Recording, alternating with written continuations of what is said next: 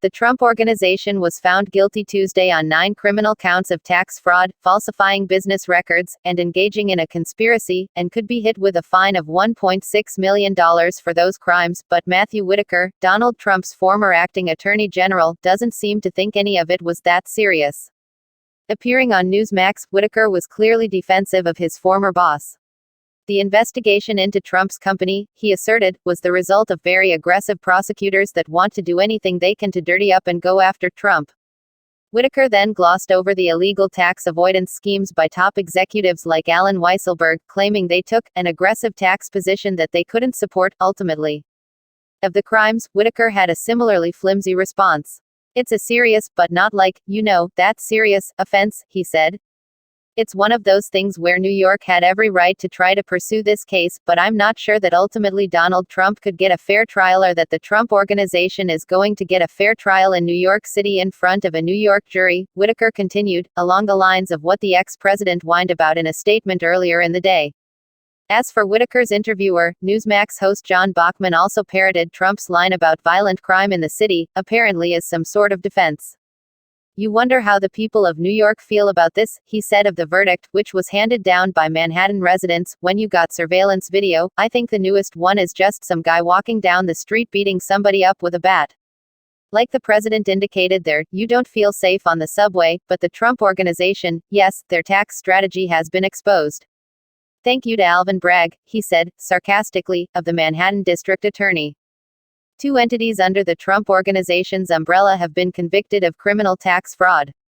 It's a first for Donald Trump's company, set to tarnish the former president's brand of successful businessman. A New York State Supreme Court jury convicted the Trump Corporation and the Trump Payroll Corporation for engaging in a 15-year scheme to defraud, as well as for conspiracy, criminal tax fraud, and falsifying business records, the Manhattan District Attorney's Office announced yesterday. Dec. 6. The DA's investigation revealed that several trusted executives and managers, Chief Financial Officer Allen Weisselberg and his son, as well as Chief Operating Officer Matthew Calamari Sr. and his son, received substantial amounts of their compensation in the form of off-the-books personal expenses which the companies purposefully did not report in company tax reporting forms, so that those executives and managers could evade paying taxes on the income. Lawyers for the Trump Organization pinned the blame solely on Weisselberg. In August, the CFO, who's currently on leave, entered a guilty plea and accepted a deal that caps a prison sentence at 5 months in exchange for his testimony. The star witness will be sentenced separately. The Trump Organization denounced the verdict, and said it plans to appeal. Weisselberg testified under oath that he betrayed the trust the company had placed in him. The notion that a company could be held responsible for an employee's actions to benefit themselves on their own personal tax returns is simply preposterous, the company told the New York Times in a statement. This was a case about greed and cheating. In Manhattan, no corporation is above the law.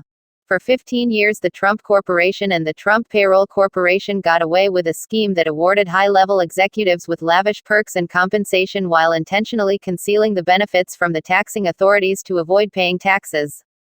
The former president was not in trial, but prosecutors insisted he was fully aware of the scheme. In their closing statement, they said Trump explicitly sanctioned tax fraud.